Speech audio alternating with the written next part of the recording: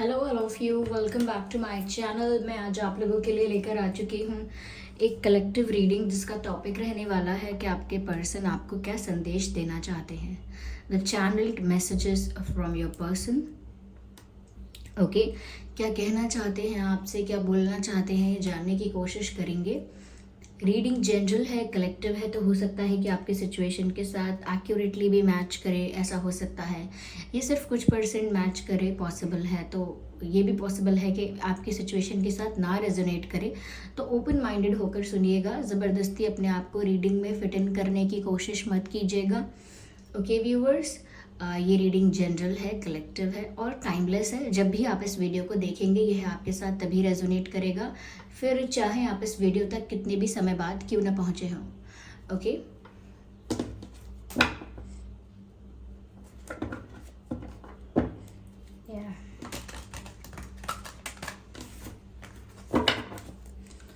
सभी zodiac science और हर उम्र के व्यक्ति के लिए है ये रीडिंग। आइए देखते हैं कि वह आपसे क्या कहना चाहते हैं। What do they want to say to you और their messages for you, उनका संदेश आपके लिए। पहले शफल कर लेते हैं अच्छे से and then we'll take messages. Okay, so first card we have is of Six of Pentacles and then we have Nine of Swords and okay, Nine of Swords and then we have King of Cups. King of Cups. Okay, so this card wants to come out, the Fool card. Interesting. I hope these cards are visible to you. सबसे पहले viewers, यहाँ मुझे ऐसा लगता है कि हो सकता है आप लोगों के बीच जैसा एक्सचेंज था पहले, अब उतना अच्छा एक्सचेंज नहीं है।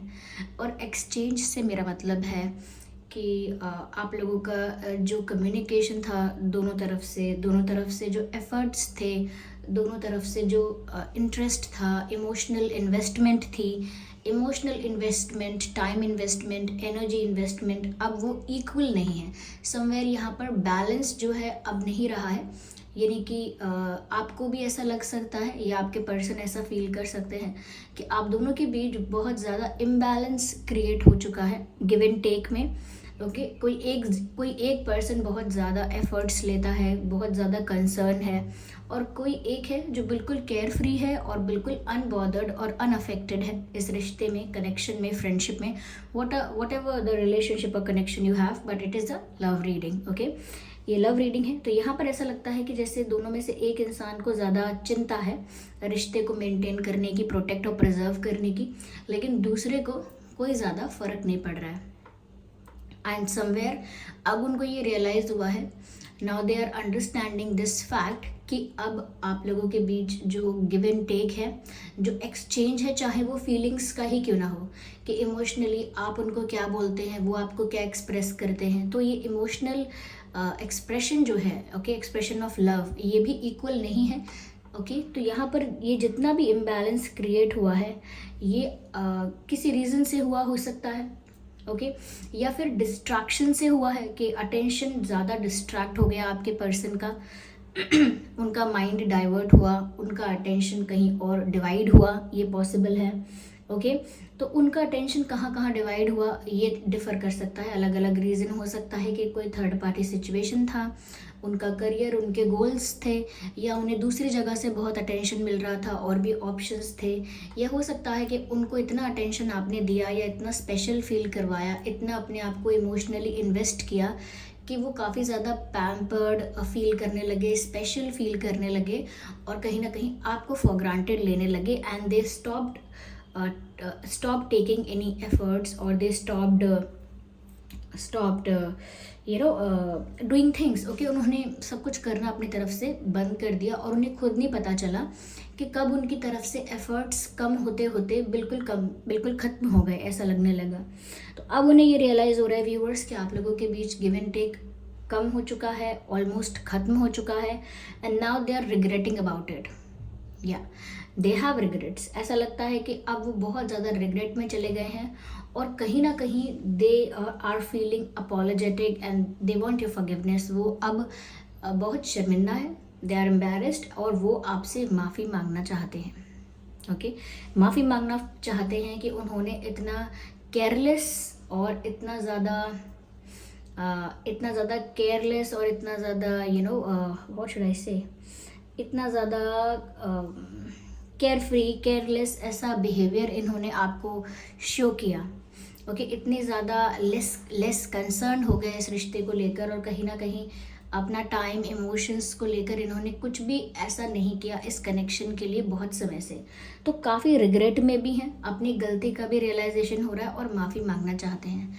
ये व्यूअर्स आपसे ये कहना चाहते हैं कि अब वो इस रिश्ते में एक बैलेंस लेकर आना चाहते हैं और कहीं ना कहीं ये एक्सेप्ट भी करना चाहते हैं आपके सामने कि they know and they accept that it was their fault. कहीं ना कहीं वो जान रहे हैं और आपके सामने मानना भी चाहते हैं कि ये उनकी गलती है और उन्हें समझ में आया है कि उनकी गलती क्या है, कैसे डिसबैलेंस क्रिएट हुआ है सिचुएशन में। और अब वो आपको बोलना चाहते हैं कि I will make the situation fair. Okay, मैं वापस इस अनफेयर सिचुएशन को फेयर बनाना चाहती हूँ।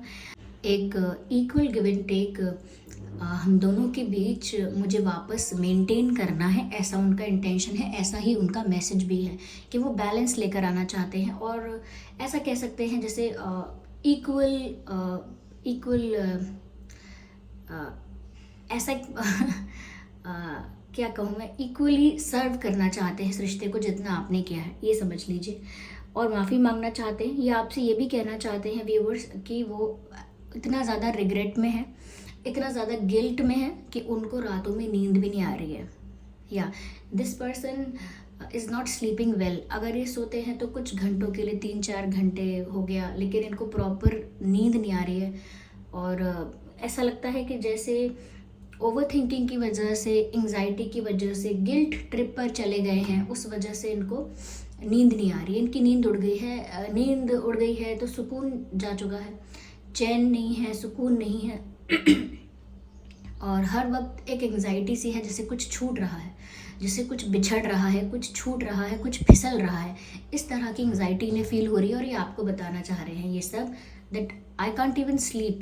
मुझे इतना गिल्ट है, इतना ज़्यादा रिग्रेट है कि मैं अच्छे से सो भी नहीं सकता। तो we can see their pain and their anxiety. Okay, यहाँ पर ये जो 2 कार्ड्स हैं ये बहुत ही अच्छा मैसेज कन्वे कर रहे हैं for the future of this connection and for the growth and for the action they will take. Okay, ये अच्छा मैसेज है। सबसे पहली बात ये कि this person genuinely cares about you. इनका बिहेवियर कुछ वक्त के लिए डाइवर्ट, डिस्ट्रैक्टेड या वियर्ड हुआ हो सकता है, स्ट्रेंज, लेकिन हो सकता है व्यूअर्स कि इन्होंने खुद भी रियलाइज़ नहीं किया कि ये क्या खो रहे हैं, ये क्या इनके हाथ से फिसल रहा है, ये क्या क्या है जिसकी बहुत वैल्यू है लेकिन वो इन्हें अभी रियलाइज़ नहीं हो रही है। But they love you.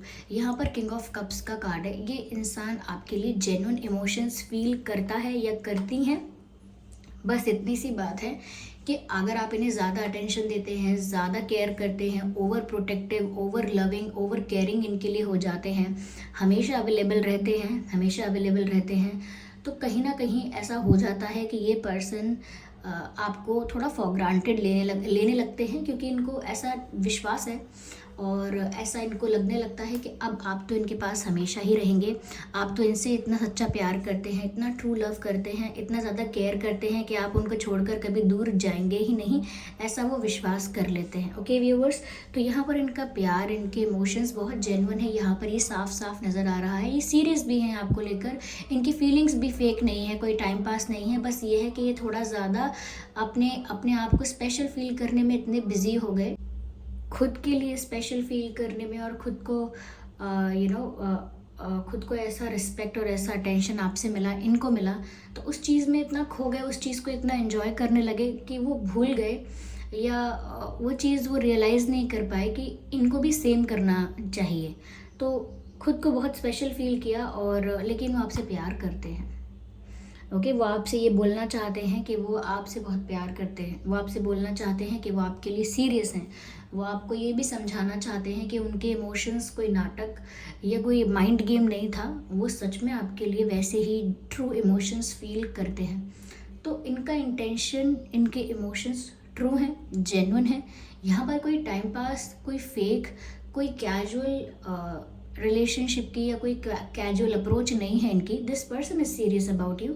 और अब जो इनको रियलाइजेशन हुआ है, अब जो इनको अपने प्यार को लेकर भी एक डिफरेंट लेवल पर रियलाइजेशन हुआ है। पहले इनको था एक ठीक है, एक कनेक्शन है, we both like each other and we hang out, we spend time, we talk. तो ऐसा इनके लिए एक नॉर्मल सा एक रिलेशनशिप था, ये एक बेसिक नॉर्मल कनेक्शन था। लेकिन जैसे ही ये बीच में जो फेज़ आया है आप लोगों के बीच में, अगर ये डिस्टेंस भी है, डिफरेंसेस भी हैं, एक गैप आया है, उस दूरी ने, उस गैप ने इनको बहुत कुछ रियलाइज़ करवाया है। ओके, तो ये इमोशनल डिस्टेंस है, फिजिकल जोग्राफिकल डिस्टेंस है, कैसा भी डिस्टेंस आप लोगों के बीच आया है, उस वजह से इन्हें बहुत सारी चीज़ें रियलाइज़ हुई हैं इनकी खुद की फीलिंग्स के बारे में। देर आर टाइम्स जब इंसान को नहीं पता होता कि वो खुद किसके साथ कितना अटैच है, वो खुद किसके लिए कितना ज़्यादा कंसर्न है, किसके लिए कितना ज़्यादा इमोशंस रखता है, उसे खुद नहीं पता होता। जब तक वो इंसान उसकी लाइफ से चला ना जाए या जब तक उस इंसान को खोने का डर उसके अंदर ना आ जाए, तब तक ऐसा वो वो रियलाइज़ नहीं कर पाता। ऐसा बहुत लोग करते हैं, जैसे पेरेंट्स के साथ बच्चे करते हैं कि पेरेंट्स अगर घर में हैं, पूरा दिन आसपास हैं, तो उन पर ध्यान नहीं देंगे, बात नहीं करेंगे, उनके साथ टाइम भी स्पेंड नहीं करेंगे। ओके, अपना बाहर दुनिया में खुश रहते हैं, मस्त रहते हैं। लेकिन कभी अगर पेरेंट्स की तबीयत ख़राब हो जाती है या वो बोलते हैं कि अब मुझे इतने दिन के लिए अब मुझे दूर रहना है, यहाँ जाना है, तो अचानक से बच्चों को लगने लगता है कि नहीं, आप अकेले क्यों जा रहे हो, मुझे लेके जाओ, मेरे पास रहो, या आपकी तबीयत कैसे ख़राब हो गई, आप जल्दी ठीक हो जाओ। तो उनको एक डर महसूस होने लगता है कि ये मुझसे दूर हो रहे हैं, और वो डर उनको वापस ये चीज़ रियलाइज़ करवा देता है कि आप इनके साथ कितने क्लोज हो, ये आपको खुद नहीं पता। Same thing is happening with this person. इनको अब और ज़्यादा प्यार रियलाइज़ हो रहा है आपके लिए, और अब ज़्यादा कंसर्न हो गए हैं, और उसका असर, उसका फ़ायदा ये हुआ है, ये फूल कार्ड आप यहाँ देख रहे हैं, अब ये बेफिक्र होकर आपके साथ नई शुरुआत करना चाहते हैं। They want the new beginning and the new start with you. वो इस कनेक्शन को फिर से शुरू करना चाहते हैं, इस जर्नी को फिर से स्टार्ट करना चाहते हैं, रीस्टार्ट करना चाहते हैं, और एक नई शुरुआत करना चाहते हैं इसी रिश्ते की, इसी कनेक्शन की, जो कहीं ना कहीं आपको लग रहा था या इनको लग रहा था कि ख़त्म हो जाएगा बिकॉज ऑफ द सिचुएशंस। लेकिन नहीं, वो आपके साथ एक न्यू बिगिनिंग चाहते हैं, और ये ऐसी न्यू बिगिनिंग चाहते हैं कि जहाँ पर आप भी और ये भी, आप दोनों ही पास्ट की मिस्टेक्स को, चाहे वो आपकी मिस्टेक्स थी या इनकी मिस्टेक्स थी, वो मिस्टेक्स, वो स्ट्यूपिडिटी, वो वो ड्रामा, जो भी कुछ हुआ, वो सब कुछ कहीं ना कहीं लेट गो करके,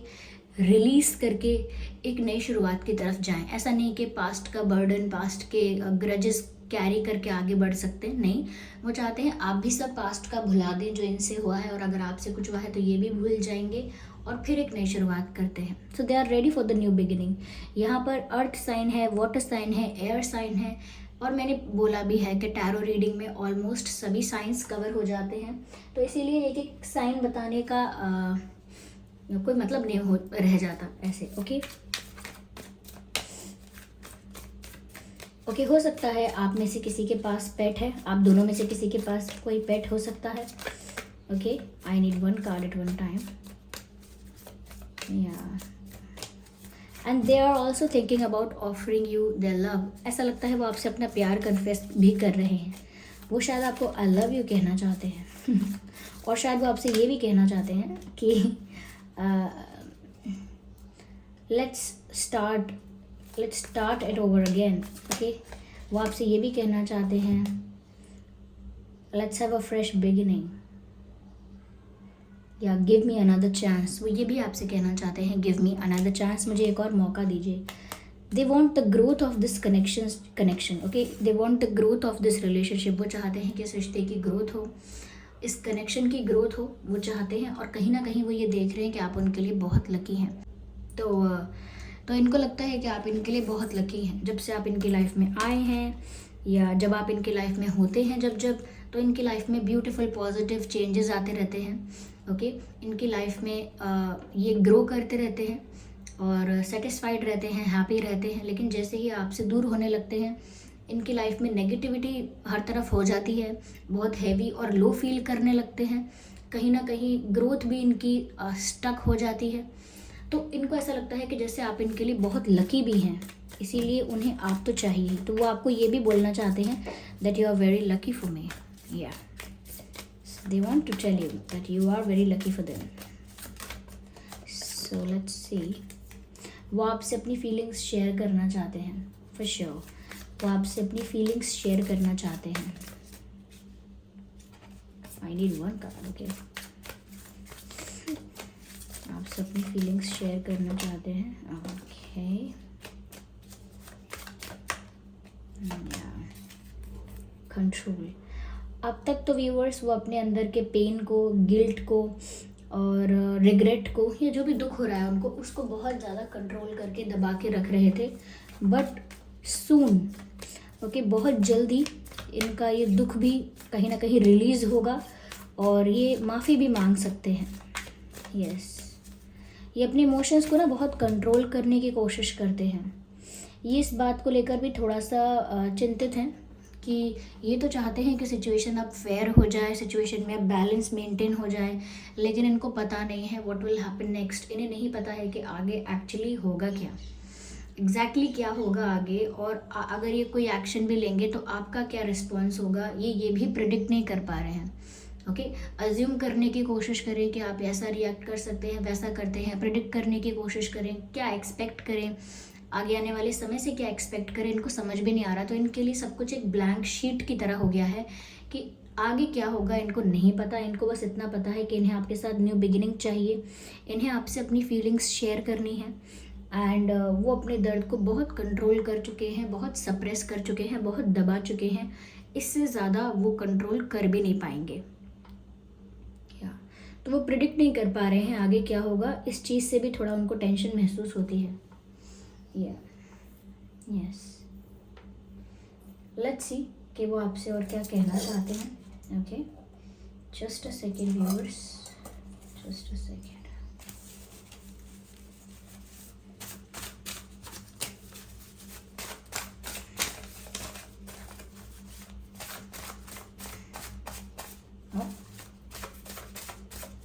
ओके, काफ़ी शफल किया है हमने। चलिए अब चूज़ करते हैं कार्ड्स को। ओके, वी हैव 2 कार्ड्स है। See the message is you came closer than anyone. वो आपसे खुद कह रहे हैं कि आप मेरे इतने करीब आ चुके हो, मेरे दिल के इतने करीब आ चुके हो जितना करीब अब तक कोई नहीं आया है। You are the closest to my heart, so you came closer than anyone. आप इनके सबसे ज़्यादा करीब आ चुके हैं व्यूअर्स। मैंने कहा ना, ये आपसे सॉरी बोलना चाहते हैं, और ये कार्ड पॉप आउट भी हुआ था, मैंने पिक नहीं किया था। Sorry I behaved very immature. तो yes, they are apologetic and वो माफ़ी मांगना चाहते हैं। वो माफ़ी मांगना चाहते हैं और आपको बोलना चाहते हैं कि मुझे माफ़ कर दीजिए, मैंने बहुत ही इमेच्योर बिहेव किया। तो वो इस बात को एक्सेप्ट करते हैं। तो यहाँ पर एक्सेप्टेंस बड़ी बात है, and they are accepting their fault और their mistake. So here we have this card. You speak to me through music. तो व्यूअर्स, जब भी वो कोई गाने सुन रहे हैं, या कुछ गाने ऐसे हैं, कुछ म्यूज़िक ऐसा है, कुछ सॉन्ग्स ऐसे हैं कि जब भी वो सुनते हैं उनको आपके पर्सन को आपकी याद आ जाती है। कुछ ऐसे गाने सुनते हैं कि जब भी वो उनको सुनेंगे तो उन्हें आपकी याद ज़रूर आएगी। उस गाने के लिरिक्स कुछ ऐसे रिलेटेबल हैं, या हो सकता है कि कुछ सॉन्ग्स ऐसे हैं जो आपसे ही रिलेटेड हैं, आप सुनते थे, आपके फेवरेट थे, या आपके फेवरेट एक्टर और एक्ट्रेसेस उसमें फीचर्ड हैं, फेवरेट सिंगर ने गाया है, कुछ भी ऐसा है कुछ सॉन्ग्स में जो इन्हें आपकी याद दिलाता है। यस, एक लास्ट कार्ड और लेते हैं, और may be more, let's see कितना ज़रूरत होता है क्लैरिफिकेशन का यहाँ पे, और मैसेजेस लेते हैं। ओके, सो वी हैव, देख लीजिए मैंने यहाँ पर सॉन्ग की बात की थी कि कोई गाना सुन रहे हैं और गाने के थ्रू आपसे बात करते हैं, आपको याद करते हैं, ऐसा मैसेज इन्होंने यहाँ दिया भी था। और यहाँ पर गाने का ही कार्ड पॉप आउट हुआ है। यू कैन क्लियरली सी कि मैंने पिक नहीं किया था, ये पॉप आउट हुआ है, इट फेल। ओके, तो यहाँ पर मैसेज है तेरा ना होना जाने क्यों होना ही है। तो ये सॉन्ग का लिरिक्स हैं, किसी सॉन्ग का पार्ट है। ये शायद सॉन्ग है जब वी मेट मूवी है, उस मूवी में एक सॉन्ग है, तुमसे ही दिन होता है, तुमसे ही शाम आती है, तुमसे ही, उसी में शायद ये लाइन है, तेरा ना होना जाने क्यों होना ही है। तेरा ना होना जाने क्यों होना ही है, यानी कि आप उनके पास नहीं हैं फिर भी वो आपके प्रेजेंस को फील कर सकते हैं। That's the kind of feeling they have, that's the kind of energy they have right now. तो ये सॉन्ग यहाँ पर चैनल्ड हुआ है लिटरली। आप इस सॉन्ग को सुन लीजिएगा। इस सॉन्ग में जो फीलिंग्स हैं, आई एम सॉरी, जो लिरिक्स हैं वो आपको इनकी फीलिंग्स बताएंगे। या राइट, इंटरेस्टिंग। आइए चलिए देखते हैं यहाँ पर गाइडेंस क्या है व्यूअर्स। Just a second.